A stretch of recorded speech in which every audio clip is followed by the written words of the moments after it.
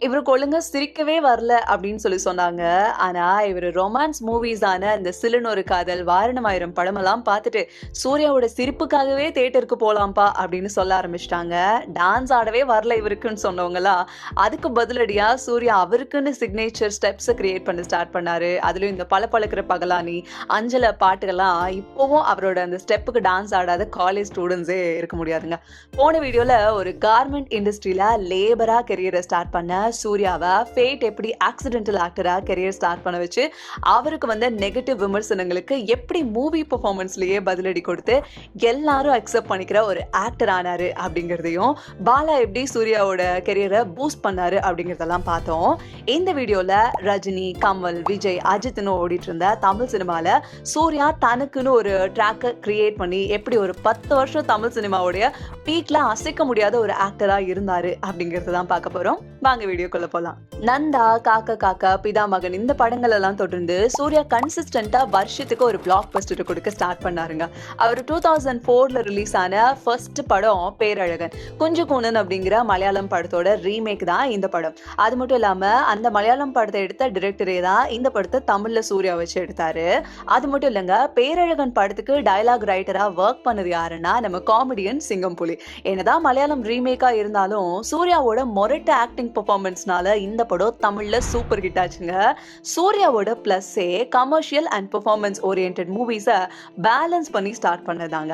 கமல் மாதிரி ரொம்ப எக்ஸ்பெரிமெண்டலா போகாம, ரஜினி மாதிரி ஓவர் கமர்ஷியலா இறங்காம ரெண்டுக்கும் நடுவுல ஒரு மீட்டரை பிடிக்க ஆரம்பிச்சிட்டாரு. அதுதான் நம்ம ஆடியன்ஸை சர்ப்ரைஸ் பண்ண ஸ்டார்ட் பண்ணுச்சு. பேரழகனோட சக்சஸ்க்கு அப்புறமா சூர்யா லெஜெண்டரி டைரக்டர் மணிரத்னம் டைரக்ஷன்ல நடிச்சு ரிலீஸ் ஆன படம் தான் ஆயுத எழுத்து. மைக்கேல் அப்படிங்கிற பேரை கேட்டாலே எல்லாருக்கும் சூர்யா ஞாபகம் தான் வரும். அந்த அளவுக்கு ஒரு பயங்கரமான எபிக் ஆக்டிங் பெர்ஃபார்மன்ஸை நமக்கு இந்த படத்துல கொடுத்துருப்பாரு. மூவி பெருசா போகல அப்படின்னாலும் சூர்யா பெர்ஃபார்மன்ஸ் தனியா நிக்க ஆரம்பிச்சதுங்க. இப்படி 2004ல சூர்யா நடிச்ச இந்த 2 படமே சூர்யாவை ஒரு நல்ல வெர்சடைல் ஆக்டரா அவரை ப்ரூவ் பண்ணாருங்க. அதுக்கப்புறமா அவுட் அண்ட் அவுட் ஒரு காமெடி என்டர்டெய்னரா பேரழகன்ல ரைட்டரா ஒர்க் பண்ண சிங்கம்புலி டிரெக்ஷன்ல நடிச்ச படம் தான் மாயாவி. மாயாவி ஒரு கலவையான விமர்சனத்தை வாங்கினாலுமே சூர்யாவோட ஆக்டிங் பெர்ஃபார்மன்ஸ் பயங்கரமா இருந்துச்சுன்னு படம் பார்த்த எல்லாரும் அப்ரிஷியேட் பண்ண ஸ்டார்ட் பண்ணாங்க. என்னதான் மாயாவி ஒரு ஆவரேஜ் ரெஸ்பான்ஸை வாங்கினாலும் 2005 சூர்யாவுக்கு ஒரு சக்சஸ்ஃபுல் இயரா தாங்க அமைஞ்சது. அதுக்கு காரணம் என்னன்னா, தீனா, ரமணான்னு ஹிட் கொடுத்தா முருகதாஸோட டைரக்ஷன்ல கஜினி படம் அக்டோபர் 1ஆம் தேதி ரிலீஸ் ஆச்சு. இந்த படம் பயங்கரமான சக்சஸ். எந்த அளவுக்கு அப்படின்னா, இந்த படத்தோட சக்சஸ் சூர்யாக்கு ஒரு பேன் இண்டியன் ரீச்சையே கொடுத்ததுங்க. இன்னொரு சர்ப்ரைசிங்கான விஷயம் என்னன்னா, அஜித் குமார் தான் ஃபர்ஸ்ட் ஏஆர் முருகதாஸ் இந்த படத்துல காஸ்ட் பண்ணலாம்னு நினைச்சிருந்திருக்காரு. ஆனா சில காரணங்கள்னால அது நடக்காம போனதுனால அதுக்கப்புறமா தான் சூர்யாவை வச்சு எடுத்திருந்திருக்காங்க. முன்னாடி எப்படி சூர்யாவோட அந்த தமிழ் சினிமா என்ட்ரிக்கு அஜித் குமார் மிஸ் பண்ண சான்ஸ் காரணமோ, அஜித் குமார் மிஸ் பண்ண நந்தா மூலியமா சூர்யாவோட கெரியர் பிரேக் த்ரூக்கு எப்படி அமைஞ்சதோ அதே மாதிரி சூர்யாவோட பேன் இண்டியன் ரீச்சையும் அஜித் குமார் மிஸ் பண்ண கஜினி தாங்க கொடுத்துச்சு. கஜினில இருந்து சூர்யாவோட எல்லா படத்துக்கும் ரொம்ப வைடரான ஒரு ரீச் கிடைச்சது. அதே மாதிரி இந்த படம் முடிஞ்ச கையோட கமர்ஷியல் என்டர்டெய்னர் லெஜெண்ட் ஹரி கூட ஃபர்ஸ்ட் டைம் கை கோத்து 6 படத்துல நடிச்சாரு. 6 படமும் பயங்கரமான பிளாக் பஸ்டர் சக்சஸ் ஆகி சூர்யா கலெக்ஷன் வைஸ் தமிழ் சினிமால பீக்குக்கு போனாருங்க. பாலா எப்படி சூர்யா கெரியருக்கு ஒரு கிக் ஸ்டார்ட் கொடுத்தாரோ அதே மாதிரி ஹரி சூர்யாவோட மார்க்கெட் வேல்யூக்கு அப்போ பூஸ்டர் மாதிரி படம் கொடுத்து தூக்கி விட்டாருன்னே சொல்லலாம். அதுக்கப்புறமா சூர்யா அண்ட் ஜோதிகா லீடா சில்லுனு ஒரு காதல் அப்படிங்கிற அந்த படத்தோட ஷூட்டிங் பண்ணாங்க. முன்னாடியில இருந்தே சூர்யா அண்ட் ஜோதிகா ரிலேஷன்ஷிப்ல இருந்தாலும் சில்லுனு ஒரு காதல் அவங்க 2 பேருடைய ரிலேஷன்ஷிப்பையும் அடுத்த கட்டத்துக்கு கொண்டு போச்சு. செப்டம்பர் 8 அன்னைக்கு சில்லுனு ஒரு காதல் படம் ரிலீஸ் ஆச்சு. படம் ரிலீஸ் ஆகி கரெக்டா 3 நாள்ல செப்டம்பர் 11 சூர்யாவும் ஜோதிகாவும் மேரேஜ் பண்ணிக்கிட்டாங்க. படமும் பிளாக் பஸ்டர் சக்சஸ் ஆச்சுங்க. அதுக்கப்புறம் டைரக்டர் ஹரி கூட திரும்ப 2வது தடவை இணைஞ்சு பண்ண படம் தான் வேல். வேலுக்கு அப்புறமா கௌதம் வாசுதேவ் மேனன் கூட இணைஞ்சு வாரணமாயிரம். இந்த 2 படமுமே பிளாக் பஸ்டர் சக்சஸ் ஆச்சுங்க. அண்ட் வாரணமாயிரம் சூர்யாக்கு ஒரு கல்ட் ஃபேன் ஃபாலோவிங்க கிரியேட் பண்ணியும் கொடுத்துச்சு. பிசிக் அப்படின்னாலே அது சூர்யா தான்ப்பா அப்படின்னு சொல்ற அளவுக்கு தமிழ் சினிமாக்கே வாரணமாயிரம்ல 6 பேக் ட்ரெண்டை கொண்டு வந்தாரு சூர்யா. அது மட்டும் இல்லைங்க, சூர்யாவோட 6 பேக்கை பார்த்து இன்ஸ்பயர் ஆகி நிறைய பேர் 6 பேக் எல்லாம் வைக்க ஆரம்பிச்சிட்டாங்க.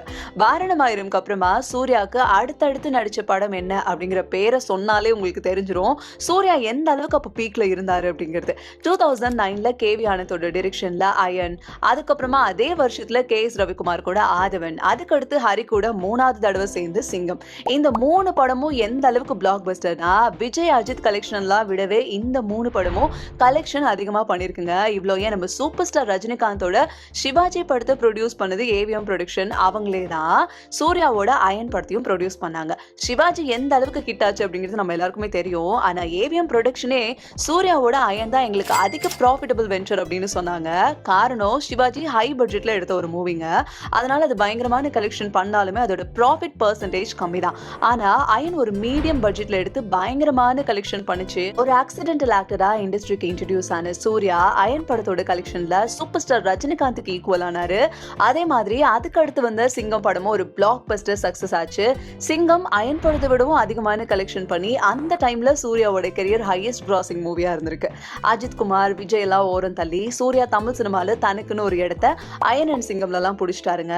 இந்த சமயத்துல விஜய் அண்ட் அஜித் 2 பேருமே ஹிட் கொடுக்க தடுமாறிட்டு இருந்திருக்காங்க. விஜய் அவரோட லிஸ்ட்ல வேட்டைக்காரன் வில்லுன்னு போக, அந்த பக்கம் பில்லாக்கு அப்புறமா அஜித்தும் சக்சஸ் கொடுக்க கொஞ்சம் தடுமாறிட்டு இருந்திருக்காரு.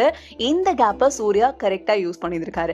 சிங்கம்க்கு அப்புறமா சூர்யா அவரோட சக்சஸ் ஸ்ட்ரீக்கை ஃபர்ஸ்ட் டைம் ரத்த சரித்திரம்ல லூஸ் பண்ணாருங்க. ஒரு பைலிங்குவல் ப்ராஜெக்டா ஹிந்தி அண்ட் தெலுங்குல எடுத்த இந்த படத்துல சூர்யா நடிச்சாரு. சூர்யாக்காக தமிழ்ல ரீமேக் பண்ணி ரத்த சரித்திரம் அப்படின்னு ரிலீஸ் பண்ணாங்க. ஆனா இந்த படம் பல பேருக்கு வந்ததும் தெரியல, போனதும் தெரியல. அந்த அளவுக்கு ஒரு மொரட்டு டிசாஸ்டர் ஆகுது. இருந்தாலும் கொஞ்சம் கூட அசராம சூர்யா மறுபடியும் AR முருகதாஸோட டிரெக்ஷன்ல 2வது தடவை இணைஞ்சு 7ஆம் அறிவு படத்துல நடிக்கிறாரு. 2011 தீபாவளிக்கு இந்த படம் விஜயோட வேலாயுதம் படம் கூட கிளாஷ் ஆகுது. என்னதான் அந்த தீபாவளியோட வின்னர் வேலாயுதமா இருந்தாலும் 7ஆம் அறிவு படத்தை பல பேர் பாராட்டினாங்க. ஆனா படம் ரொம்ப புது புது கான்செப்ட்ல ஒரு எக்ஸ்பெரிமெண்டல் மூவியா இருந்ததுனால சில தமிழ் ஆடியன்ஸ் இந்த படத்துக்கு ஒரு கலவையான விமர்சனத்தை தான் வச்சாங்க. ஆனா படம் கலெக்ஷன் ரீதியா ஒரு ஹிட் மூவியா தான் சூர்யாக்கு அமைச்சது. 7ஆம் அறிவு முடிச்ச கையோட சூர்யா அவரோட கெரியரின் உச்சத்துக்கு போக ஹெல்ப் பண்ண கேவி ஆனந்த் கூட மறுபடியும் இணைஞ்சு மாற்றான்ல நடிக்கிறாரு. 2012ல மாற்றான் ரிலீஸ் ஆகுது. டபுள் ஆக்ட், அதுவும் ஒட்டி பிறந்த 2 பேருன்னு புது புது கான்செப்ட்ல வந்த இந்த படமும் ஒரு மிக்சட் ரெஸ்பான்ஸ் தான் வாங்குச்சு. சூர்யா கேவி ஆனந்த் காம்போல மறுபடியும் இணைஞ்சதுனாலயோ என்னவோ இந்த படத்துக்கு அதிகமான ஒரு எக்ஸ்பெக்டேஷன்ஸும் இருந்தது. ஆனா படம் ரொம்ப எக்ஸ்பெரிமெண்டலா இருந்ததுனால படம் நிறைய பேருக்கு கனெக்ட் ஆகாம ஒரு டீசென்டான கலெக்ஷன் பண்ணி ஆவரேஜா தான் ஹிட் ஆகுது. இப்படி 2 பேக் டு பேக் எக்ஸ்பெரிமெண்டல் மூவிஸ்க்கு அப்புறமா இது சரிப்பட்டு வராதுன்னு சூர்யா ஹரி கூட சேர்ந்து சிங்கம்க்கு சீக்வலா சிங்கம் 2ல நடிச்சாரு. சிங்கம் 2 மூலியமா தமிழ் சினிமாக்கு சீக்வல் மூவிஸ் அப்படிங்கிற புது கான்செப்டை இன்ட்ரடியூஸும் பண்ணி வச்சாரு. சிங்கம் 2 ஒரு பிளாக் பஸ்டர் சக்சஸ் ஆச்சுங்க. அது மட்டும் இல்லாம சிங்கம் 1ஓட கலெக்ஷனையும் இந்த படம் தாண்டுச்சு. 2013ஓட ஹையஸ்ட் பெய்டு கோலிவுட் ஆக்டராவும் சிங்கம் 2ஓட சக்சஸ்ல இருந்து மாறினாரு சூர்யா. இப்படி பிரைம் பேஸ்ல இருந்த சூர்யாவோட டவுன்ஃபால் சிங்கம் 2க்கு அப்புறமா தான் ஸ்டார்ட் ஆகிருக்கு. ஏன்னா சிங்கம் 2க்கு அப்புறமா சூர்யா நடிச்ச எந்த படமும் பெருசா சக்சஸ் ஆகல. சூர்யா ரெஸ்ட்லெஸ்ஸா என்னென்னமோ வித்தியாசமான ப்ராஜெக்ட் எல்லாம் பண்ணாரு. ஆனா எதுவுமே அவருக்கு சரியா அமையல. கோவிடுக்கு அப்புறமா டிஸ்ட்ரிபியூட்டர்ஸ் ஏன் சூர்யாக்கு எதிரிகளா மாறினாங்க, சூர்யாவை ஏன் தமிழ்நாட்டுல இருக்க ஒரு பெரிய பொலிட்டிக்கல் பார்ட்டி எதிர்க்க ஆரம்பிச்சாங்க.